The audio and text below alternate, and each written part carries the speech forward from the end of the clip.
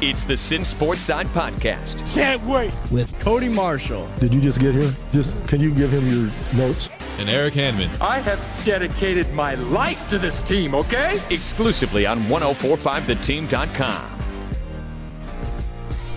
And welcome into the podcast here on 1045theteam.com. I'm Eric Hanman along with Cody Marshall. And it's been a long time that me and Cody were on together. And Cody, how's it been? How's it been hanging? It seems like it's been. I feel like I haven't seen you in so long. See, Drew and I had one last week, but it's probably been close to 4 weeks that I'd say about a month that you've been on, at least with me. I don't know what else you've been doing around here. Well, I mean, at least you're working, right? Working for the Mohawks, working here with all the Yankees games. Had the 16-inning game against Boston because we all know the New York Yankees do not suicide squeeze or sacrifice bunt guys over to save their lives. The National League, man. I don't Joe care. Girardi is no longer managing the Marlins. He's managing the Yankees. Been like that for a while now. Don't play small ball. That's not what we do. It's not what they do. They just, hit home runs and stuff like that. It's a Gardy party. Been a lot of Gardy parties, but not today. Anyway, MLB. And there's a trade deadline looming. I don't know. Hopefully when you listen to this podcast, the trade deadline hasn't passed yet because hopefully, you listen to it right away when it's on 1045theteam.com. But if it's not, well, whatever. Yankees, though, they've already made a couple moves. We know the Todd Frazier move kind of came and gone. Let's just bury that one in the sand. Maybe, reference it at least. But they made one move recently, and it was with your Twins. So I would like to start this podcast off with kind of just an overview of that Yankees trade to trade a couple young pitching prospects for Jaime Garcia. And let's also preface this by saying they're not out on Sonny Gray yet. And I'm actually convinced that they are going to still get Sonny Gray, maybe even Yonder Alonso in that deal as well. But what is your, as a Twins fan, to get Jaime Garcia thinking, okay, he might be the guy to help us because God knows Bartolo Colon should probably retire. Maybe he'd be a guy that helps us get in the playoffs. Now you're looking at it like, wait, why did we do that? Is Zach Little and his other prospect good enough to do that? Are you positive on this, or are you kind of like, what are we doing in Minnesota? With the move with the Twins or for Jaime Garcia? For Garcia, the whole Garcia thing. Any Twins fan knew that you had to go after pitching at some point. I mean, the rotation in general was awful. The bullpen was not up to par. I mean, they've got the third worst ERA, I think, by any team in the majors, and somehow we're still competing for a division title up until about a week ago. But the deal for Garcia made sense. He was a lefty specialist. He was a guy who hadn't seen a tremendous amount of success in his career, mainly because of injury. He had spent a lot of time on the DL with the St. Louis Cardinals, except for a couple seasons where he, I believe, was one of the better pitchers on the St. Louis staff when they were making consistent trips to the NLCS and the World Series. Yeah, he's battled a lot of injuries throughout his career, but when he has been healthy, especially when he was with the Cardinals, as you just mentioned, he was very, very good for them during certain stretches. But with the Braves this year, nothing besides that he hit a grand slam. He hasn't been too great, and I believe, did he even make an appearance with the Twins? Yes, he did. He pitched against the A's and got a win. Okay. He went 7 innings. And well, there you go. Then when I saw the reports that they were looking to shop him, it didn't really make sense. Why go and after now a they're guy? photoshopping his face with a beard on a Yankees uniform. I mean, don't they know they got to Photoshop the beard off too? I mean, come on. It didn't make sense why you would go after a guy and then all of a sudden turn around and deal him, not necessarily in like a three-way trade right off the bat, but a week later after you already have him. So it's kind of frustrating, but you understand that the Twins' money situation is nothing close to what the New York Yankees is, and they've got to figure out a way, okay. But they're paying for the contract. Right, but I think they're also trying to figure out, okay, are we buyers or sellers right now? They're heading into the All-Star break. Everybody's looking at them saying the Twins are going to be buyers because they want to compete. Well, then they lose. They get swept by the Los Angeles Dodgers, and then now they're saying, okay, well, now the Twins need to be, as it was termed, cautious sellers. And there's names like... Well, there's interesting moves going on because if you want to add into that with the New York Mets, no one even thought they'd be buyers. They'd be 100% sellers. Now, they have sold some pieces like Lucas Duda, but they also went out and got A.J. Ramos, which was an interesting move in their own right to fortify that bullpen. So that's a kind of a move that was like, okay, this guy is being put out there by the Marlins. We think that he'd be a big part of our team in 2018, and let's go out and make that deal for him. I mean, was that the move? You think the Mets Well, I we're going think for what right it there? is Because it's interesting. I didn't understand that, but I guess you can kind of buy if you have control of a guy and you're not necessarily in the position to be buyers. well, I think what it is you generally define yourselves as buyers or sellers, but that doesn't necessarily mean that you're going to do solely one or solely the other. I mean, you're still going to plan to, okay, down the road, what is the best option to make us competitive faster? Now, the Mets needed a dominant closer or late guy in A.J. Ramos. I mean, he pitched a heck of a season last year with the Miami Marlins. Mm-hmm. He's proven if he can continue that success. The Mets' pitching struggles have been the probably worst I've ever seen on a team. And when you compare, you throw in injuries, you throw in off-the-field issues. The only steady part of the Mets pitching staff, bullpen, starters, whatever, is Jacob deGrom. And there was rumors a couple weeks ago that he was going to be shopped, or potentially there was interest in him from the Houston Definitely Astros. And I thought interest. that would have been a really, really good move for the Houston Astros. I think at that point you were looking I don't at know the if Houston you'd have to Astros give up being some the pretty AL favorite. top prospects for Jacob deGrom. But yeah, this is Sittin Sportside Podcast right here on 1045theteam.com. But speaking of teams that are the best, right? The Los Angeles Dodgers, you just mentioned them, swept your Twins because they've been beating everybody this year. They're a team that's right now on the cusp of kind of going out and getting one more piece, maybe even two. They're looking at some of the biggest pieces out there right now in Yu Darvish, Zach Britton, and then a couple lower of those two, the next tier down in Justin Wilson and Brad Hand also help them out. For the Dodgers, though, to get a Darvish and probably even to get a Britton, they have to give up some of their bigger prospects. There's a nice outfielder named Alex Verdugo that they really like. So if you're the Dodgers, do you think it's buy time? Because you look at what the Cubs have done the last 2 seasons, is they've kind of realized we have our core now. We have some good prospects in Eloy Jimenez. Well, we'll trade him to go out and get Jose Quintana and also trade another good prospect in Dylan Cease in that deal as well. So they've kind of thought we're going to go out and get the guys we can get right now. But on top of that, Jose Quintana is controllable for more than 1 year. So that's another good thing that Epstein did. If you're the Dodgers, do you do that possibly with a Darvish, or maybe do you jump the Yankees and do it with Sonny Gray, who you know will be controllable? And we already know they have good relations with the A's based on a deal that happened last year with Rich Hill. Well, any team that's competing right now, whether you're the best team in baseball right now, like the Los Angeles Dodgers are, you've got to be buyers to some degree when the trade deadline comes. So you're only going as far as your pitching is going to take you. I mean, you've got great bats in that lineup. Cody Bellinger is what I consider the Aaron Judge of the National League, the way he's come on, and all of a sudden, the other day, I think he's already up to 64, 68 RBIs, somewhere in that. And I mean, he's only played since May or June. So they have to be buyers for sure. Now, who fits in that rotation when you look at Yu Darvish or Sonny Gray? I like Sonny Gray a little better than I like Yu Darvish. I feel like Yu Darvish has seen a lot of success, but he's been a lot quieter as far as that success has gone. Sonny Gray has been that kind of guy. David Ortiz wrote about him in the Players Tribune, saying he was one of the top 5 pitchers, toughest pitchers that he's ever faced in his career. Now, you think of how long David Ortiz was in the major leagues. He said that Sonny Gray was I guess a I gotta very take him at his difficult guy word, to but that's face. kind of I gotta take Poppy at his word, but really? He talked about how much did Billy Bean pay him to say that? Oh, probably nothing. Probably nothing. Probably nothing. I think Sonny Gray is the real deal, and he's the kind of guy who the spectrum of teams that are interested in getting Sonny Gray is amazing. You've got, obviously, the Yankees, the Dodgers. The Twins, for a little while, were interested in getting him. So you've got teams who are in the middle markets, some teams who are in smaller markets that maybe can fork up some type of prospect or big-name player to try and get him. Or, obviously, the Yankees could try and add him to that rotation that is still kind of up and down, with the exception of CC Sabathia was the quietest 8-3. I don't know what his record is now, but on the season. And then some of these other guys are starting to step up, but Jordan Montgomery has been a little shaky here and there.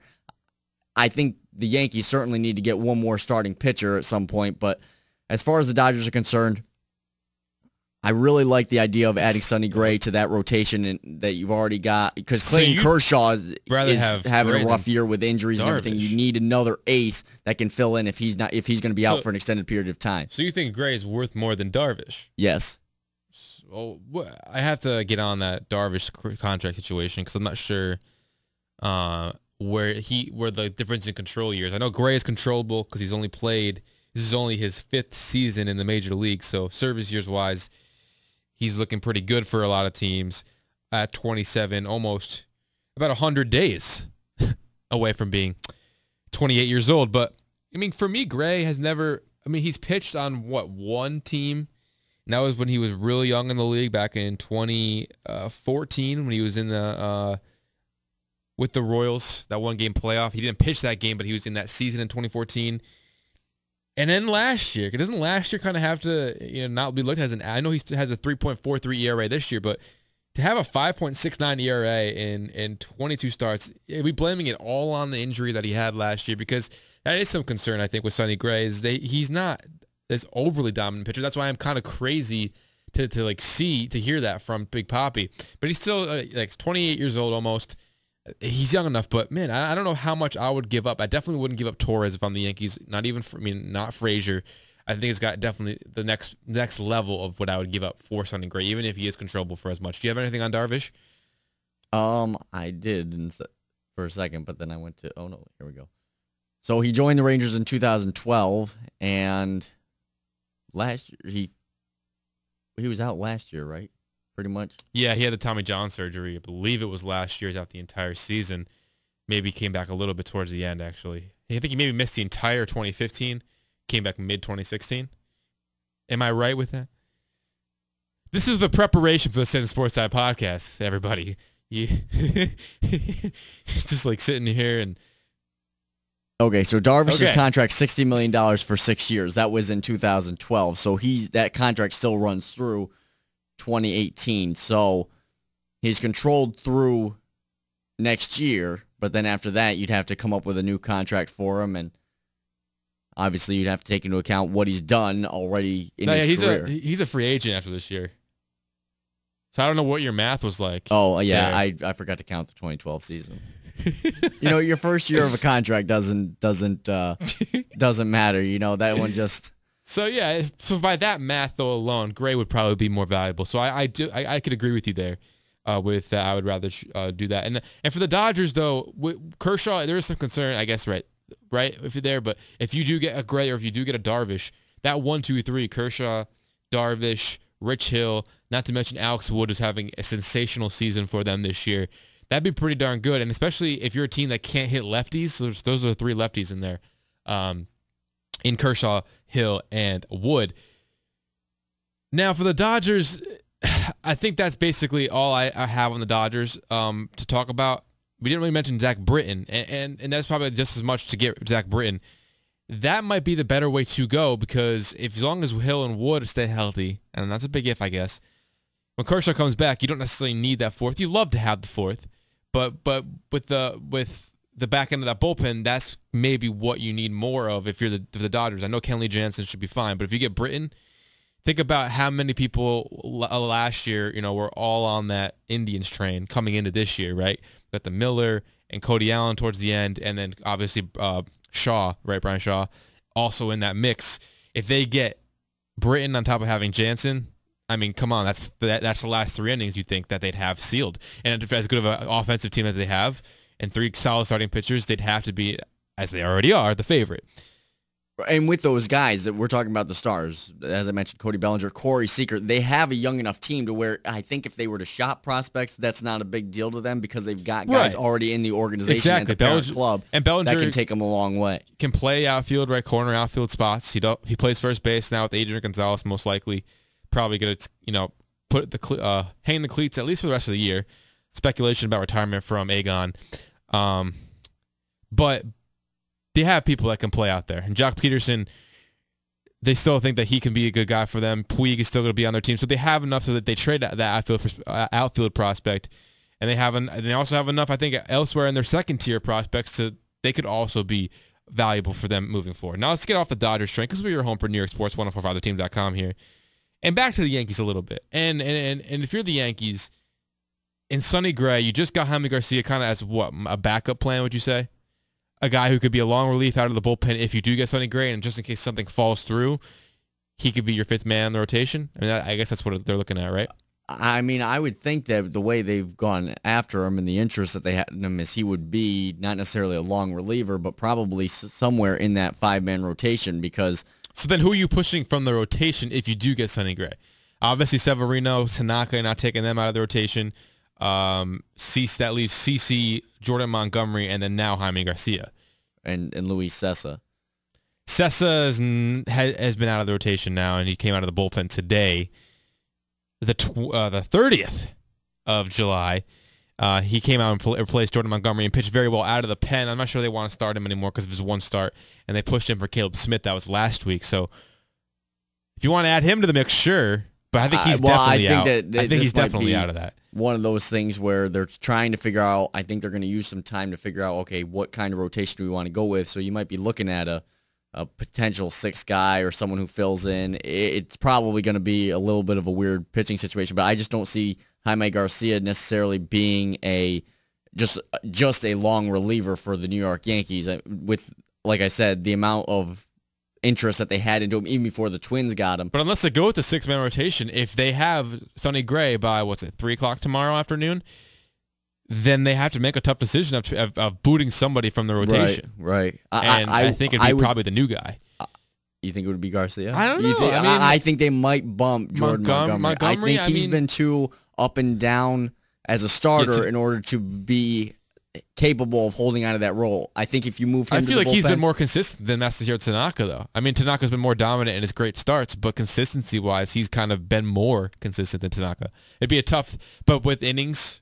To your point, I guess to innings with Jordan Montgomery, he's young enough to where they're probably going to be like, all right, man, we probably want to start limiting your innings, so we'll move you to the bullpen. So that's a good point as well. And then not only that, but Garcia gives you another veteran leader in addition to CC Sabathia. Tanaka's working towards being, I guess, what you would consider a veteran. I mean, he's in his third year now with the Yankees. So I think the importance of Jaime Garcia is to get them to be someone, or is for him to be someone that these younger pitchers can look up to, guys coming up through the organization, guys who have joined the team in the early part of the season and have remained because of the injuries that the Yankees suffered. So I think that that's what Garcia's role is, and I think that that's why he's key for the New York Yankees. But do you think on this deal, the guy that kind of was tied to this same deal with Sonny Gray was Yonder Alonso? And this guy got off to a really hot start, batting over 300, but he's really, really sizzled. Like, he's cooled off. Wait, that was the wrong... I was going to say, sizzled. If I'm sizzling, I'm pretty warm. Sizzling, but like you're sizzling off. Like, when you're sizzling, you're cooling down. Like, it's still sizzling. No, never mind. If you throw ice on a skillet, it's going to sizzle and it's heating up. You got it? Yeah. The ice isn't cooling down because it's going to melt, so it's heating up. But he's cooling off. Yeah, but no, he's way off. He's cooling. If anything, he's ice cold, and he would sizzle on a hot grill. You're right, but then he would, turn into an ice cube again because that's how cold he is.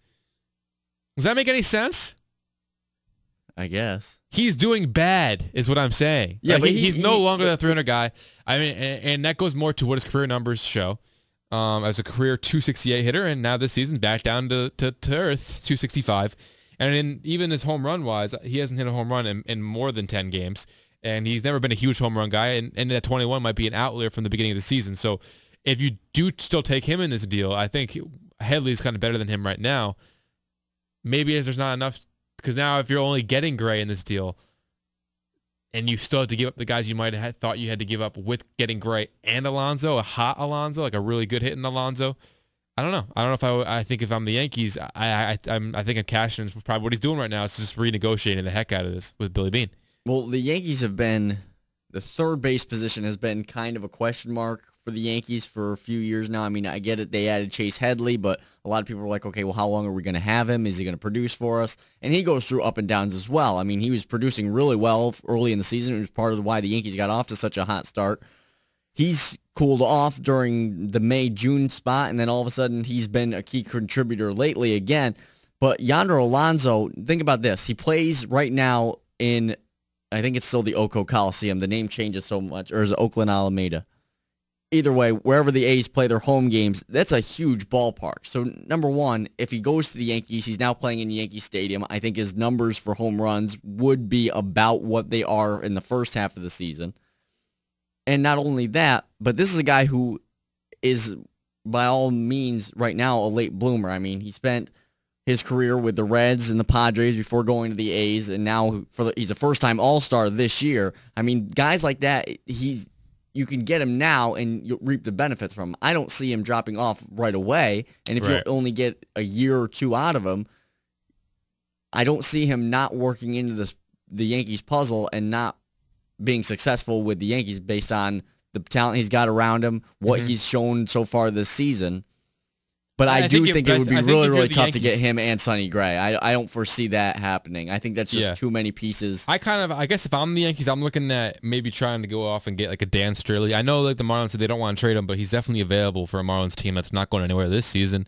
And they're already traded, like we said, AJ Ramos. I would look at what you can get for him, maybe what you can get for Justin Verlander, and see if you can kind of trade contracts with the Ellsbury thing, because I know you're not going to be able to get it straight up, because that wouldn't make any sense for the Detroit Tigers. It would make absolutely no sense to do that unless they're, I guess, saving money by getting Ellsbury's contract, but I still don't think they would do that straight up. I would definitely, I wouldn't just hone in on Sonny Gray if I was Brian Cashman. I would, and I'm sure he has looked at other deals for Straley maybe, or Justin Verlander. Now let's move on a little bit to anybody that you think is kind of going to be a surprise move. And I have one, if you can't think of one off the top of your head, and if you don't have one right now, but someone who like no one's really thinking about getting, like that might be like whispers, but no one really thinks he's going to get traded, that will get moved by 3 p.m. on July 31st. Give me a little while to think about a surprise. One that I really am looking forward to is the one you just mentioned, Justin Verlander. People have said that if they're going to do it, now is the time. And when you think about it, Justin Verlander was the dominant pitcher in the American League a couple years ago. And last year he was second in Cy Young Award. And if you ask Justin Upton's no relation, same last name, and Justin Verlander, if Justin Verlander took Kate Upton's name, he'd be Justin Upton.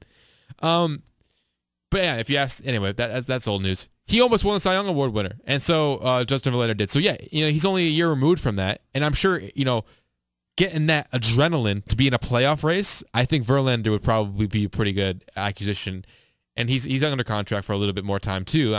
Granted, a lot more than a lot cheaper would be Sonny Gray, but still.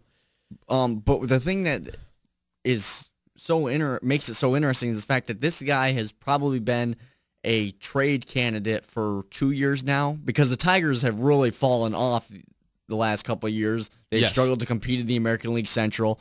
His numbers, when you look at his wins and losses, have suffered as a result of the Tigers not being able to give him a whole lot of run support.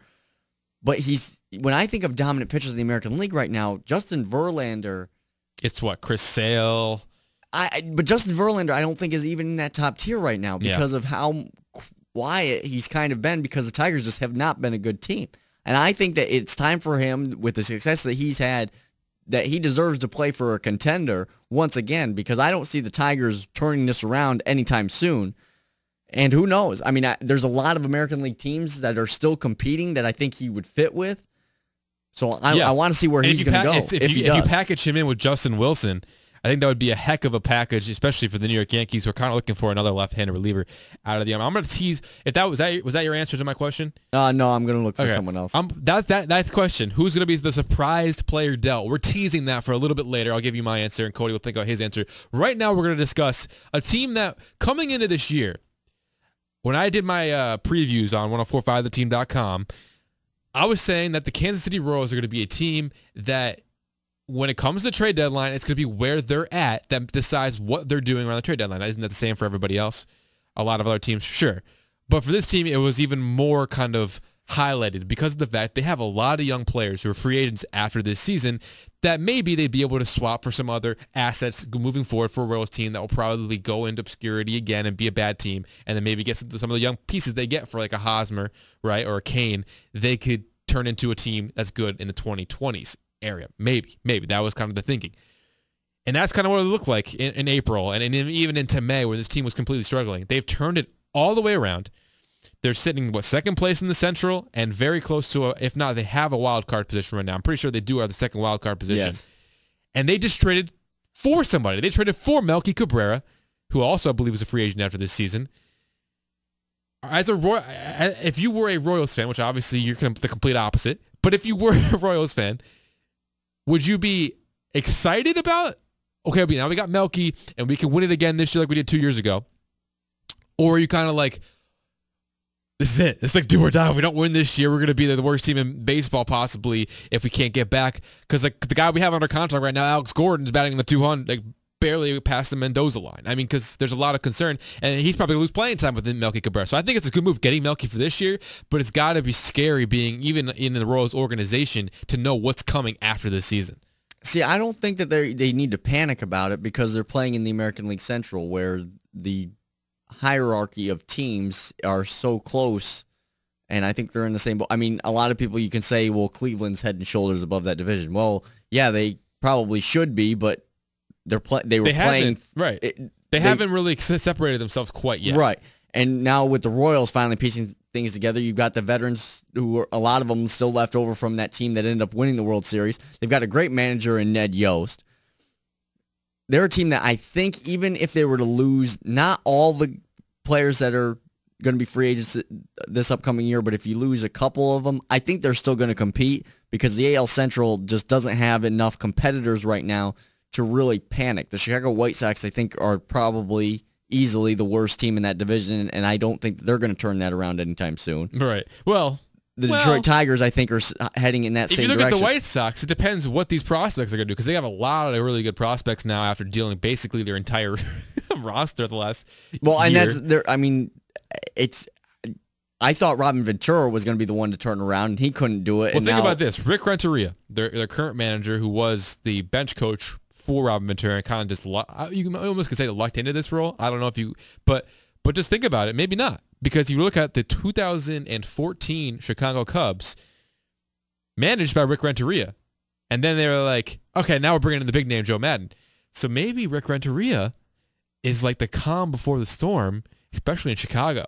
So you're saying Rick Renteria is like a Buck Showalter? He's going to get the team there, but then they're going to win it the year after he's gone. Sort of, something like that. Yeah. So like Rick Renteria will probably coach one more year, and then Michael Kopech, Lucas Giolito, Reynaldo Lopez, they'll probably have some opportunities maybe next year. But then after like their initial kind of getting their feet wet in the major leagues, the next year there'll be like a big name manager out there. They'll gobble them up in the South Side, and they'll be a really good team the next year probably, and then it'll be like a maybe Cubs White Sox World Series. Oh my. That'd be something.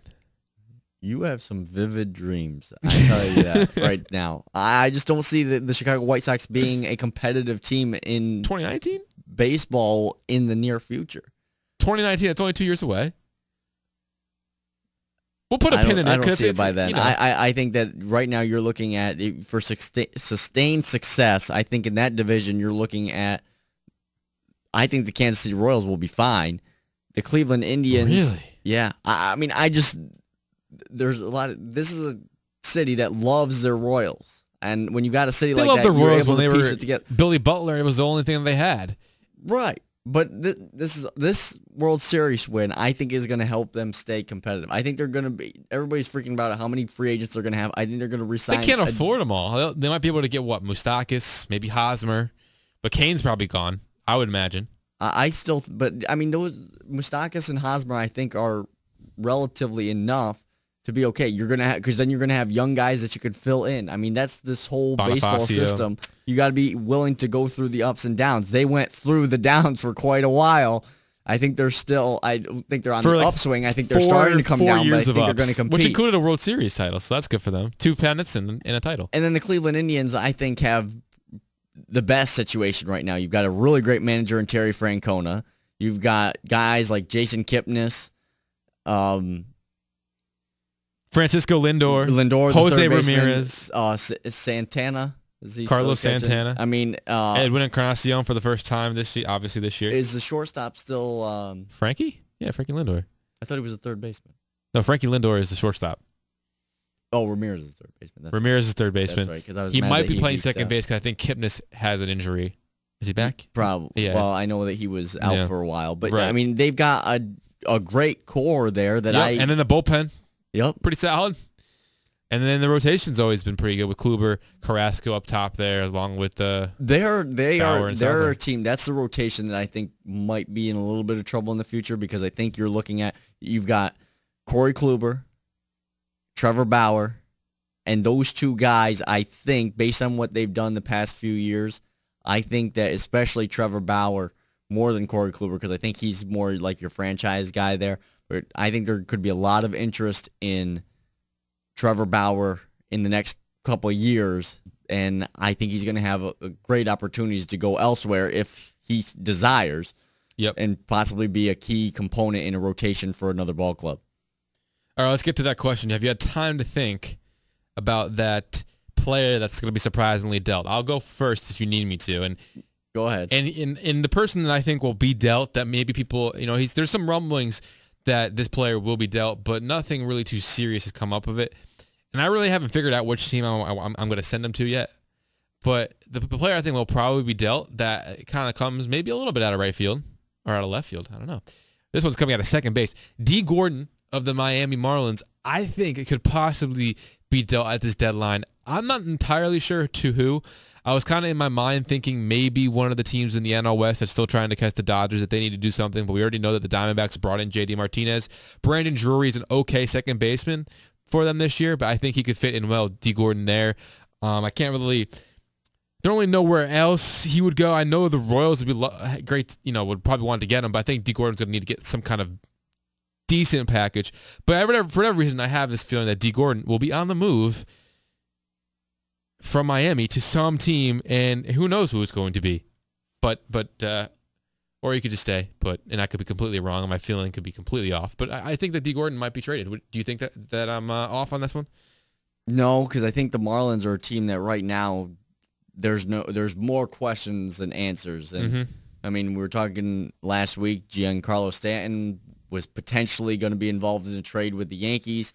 I mean, all of a sudden he's gotten hot again. This is your franchise guy in Miami, and based on what's going on outside of competition, right? They're trying to sell the team, number one, because of how bad they are financially. You've got a great manager in Don Mattingly who's trying to make it work.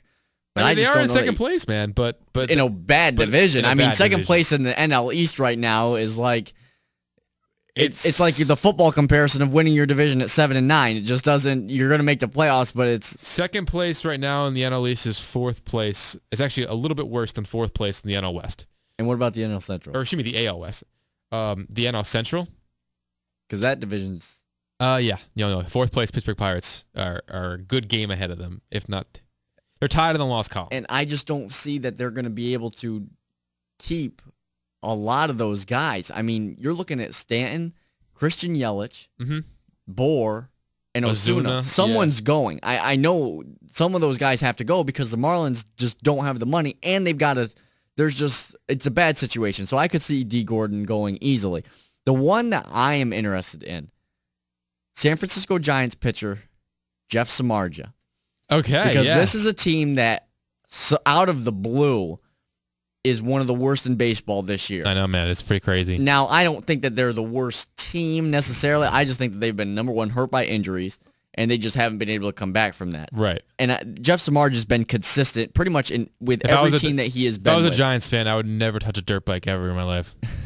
He was successful with the White Sox when they were bad. Yes. He's successful with the Giants throughout his entire career with the Giants. The Cubs when they were bad, too. Exactly. I mean, the guy is consistent, and I think that he's probably the first guy that you would deal off this team. But he's kind of a curse, isn't he? Every team he won a World Series. Or did he win two? Who, Samardzija? Yeah. I don't think he's ever won a World Series. I'm pretty sure he was there for the last one. For the San Francisco Giants? Yeah. That's a negative on that one, Captain. He came to the Giants, I believe, the beginning of last season. He was probably still on the White Sox? Or no, he was on the A's that year that the Giants won. That was the year he was with the Cubs and traded to the A's, and then Lester also traded to the A's, and they lost in that wild card game with the Royals. But Samardzija, I could definitely see him being traded too. But what's the impact he's going to have? And if that's one of those things where I brought up Dan Straley, I brought up Justin Verlander. Maybe Brian Cashman and others should look at that. Maybe even the Boston Red Sox could get him on the cheap.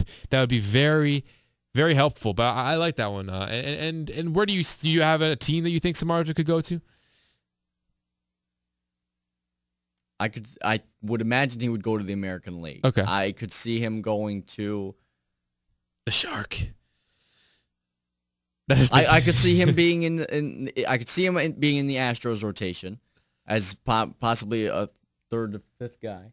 As we're recording this podcast, his salary comes up. He signed through 2020. And there you go. $58.5 million. You paid a man. Pay him. Well, I guess that's going to rule out. I was going to say that he may be able to, you said on the cheap, go to the Tampa Bay Rays. But I think that's going to be a little too steep for them. And I don't think they need pitching either, though. The Rays. I think the Rays need anything that they can get. I mean, I think right now it's a little bit of fool's gold with them competing in the American League East. I think they could need one or two more guys. Mm-hmm. Orioles, maybe. See, that's where we get close to right now, right? Orioles, and feel free to add any other teams into here, but Orioles, Cardinals, Pirates, maybe even add in the Brewers, even though they're still right there. Are these teams that are kind of in it still right now, but would the wise decision be to sell or to buy? For all those teams? For all those teams. For the Brewers, you have to buy. For the Pirates, I think at this point you've got to sell. And I'm not sure what team that has competed the last few years. They're selling, I think the time's running out. Maybe you don't buy. I mean, because I'm not sure what the Pirates would sell, but maybe the decision would be not to buy. I guess give up prospects. And then the Cardinals. The Cardinals are. I'm going to tell you. They already made a low-key good deal, by the way. They traded Marco Gonzalez for Tyler O'Neill. And while Gonzalez could probably end up being a good pitcher for the Seattle Mariners, I think Tyler O'Neill is going to be a really good outfielder for them. And they might sell Grichuk and they might sell Lynn. Well, and is Colton Wong still on the roster? I mean, Colton Wong is still on the roster. See, I think that's a deal that could be made. I think you could shop Colton Wong, which I would imagine they've been doing. At the very least, as a pinch runner for a big team out exactly. there. Exactly. I know he has that big base running gaff against the Red Sox in 2013, but he is still a good stolen base guy that you could get up maybe on the cheap. The St. Louis Cardinals are the team that you like if you want to compete every year. They have one of the best, if not the best, front office in baseball. They don't overpay for guys. And guys who want more money that are veterans, like a Colton Wong, who was in a situation where he wanted to play more and didn't like the fact that he was going to be competing for his job, they just say, all right, go ahead. You can leave us. We're going to find someone else. And they do it on a consistent basis, and I don't remember one time where it hasn't worked out for him. Well, Matt Adams, they ended up trading Matt Adams, and he's been very good for the Braves this year. So I don't know if that worked out for them. But no, I agree with you that they're a very confident organization. Do you have the standings right in front of you there? I do. How far out are they? Well, you want me to get deep into the standings, or do you want me to get right into the division? No, I just want to know where the Cardinals are in the NL Central. In the NL Central, they're 4.5 games out of the Chicago Cubs, who have won 7 of the last 10. Okay. So a really hot team. I'm not pushing the pin. Wild card, they're very far behind. By very, I mean about 7-ish games behind the Diamondbacks and Rockies, who have kind of hit a lull here in the dog days. But so I'm not saying it's impossible for them, but it's kind of almost been a foregone conclusion for a while now that those two are going to meet up in the wild card division. But then again, September, you never know. We'll talk about a lot of this on September 1st. Who knows? Like a team like that could be, that the Cardinals could. We've seen a lot of teams come back, especially with that extra 5th spot. There are going to be opportunities for some of these teams to make a run for that last wild card spot. So you never know. Do you think a Colorado Rocky could get shopped? That's an interesting question. And I do think that they want to get rid of a guy like a Carlos Gonzalez, possibly, because they have a guy named David Dahl, who's been out for most of the season. He's actually relatively healthy. And Bud Black has said, we're going to let him play in AAA for a long time here. And probably you might not even see him to 2018, because that's how much we like our team right now. But they've been kind of had cargo on that trade block for a while. But that's the guy you kind of want to keep, maybe. I mean, that's just how good Cargo's been. Gerardo Parra and Mark Reynolds, those are two guys that have given you a lot this year, kind of almost unexpectedly. And if you could get something for them, maybe. But because of what you just said, yeah, I do think that they have enough in their system to be able to trade a guy like that if they want to. But what for is the question. Maybe a veteran pitching arm, maybe more to solidify that bullpen that has been a lot better since Holland has come over and do a free agency. So to your point, or to your question, yes, I do think that they could possibly trade someone from their team. The question is who? I mean, because Ian Desmond continues to be injured this year. Maybe it's better to keep the insurance on your roster because you know what you have instead of trying to go out and get something else that might not end up working out for you. And that's the thing is you've got a lot of great guys in Nolan Arenado who we are pretty much concluding will not be a Rocky within the next few years. I'm not saying he won't be going anywhere this year, but you've got him. You've got Charlie Blackmon, who's playing really well. I think he could be in a similar situation if he continues playing the way he is. For sure. Trevor Story had a huge year last year. He's kind of fizzled out this year, but he's still a constant threat in that lineup.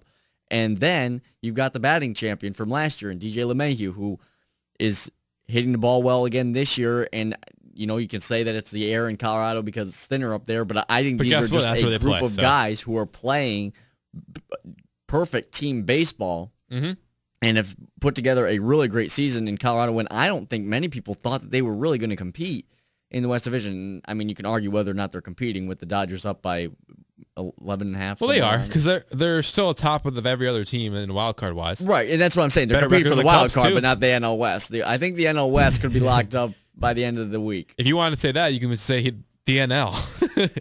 That's true. This is true. But I do think that'll be interesting. I think if a Rocky were to be dealt, I think that could be a big pickup for whichever team ends up getting one of those players. I think, and you obviously wouldn't do it in the division, and probably not even the league. It'd have to be you try not to, but then you got teams like the Royals and White Sox swapping players for each other, and that just true. If I was a GM, unless it was like someone big, like I don't think I would deal with a team in my division. I get it. Well, you look at the White Sox; they're like, we don't care right now because we're not going anywhere this year. So let's just get something for a guy that we know is going to be free agent, whoever gives us the best of what we think. For the Royals, they're thinking, well, we want to win this year. So if those prospects, come back to bite us, people will talk about that then, We'll take the heat then. That might just about do it. I don't know. There's a lot that could happen at this trade deadline, and this podcast will be irrelevant in about 24 hours. Or will it? I don't know. Do you think, to make this not irrelevant, out of all people we mentioned, if they aren't dealt, I think all the people we mentioned could be available for the non-waiver trade deadline. I know how, it's an interesting way that works. For those of you who don't know how it works, I'm pretty sure it works where if you put a guy out on trade waivers, a team can all 29 other teams can either claim that player to take on the salary, or they can let that player go through. And if he clears trade waivers, he can be traded to any team.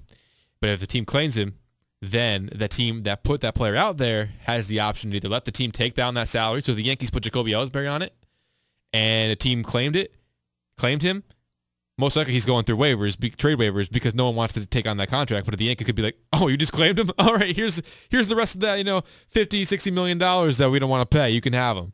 Or they can say, no, we still want Jacoby. We'll pull him out trade waivers, and he cannot be traded. That's how the August trade waiver deadline.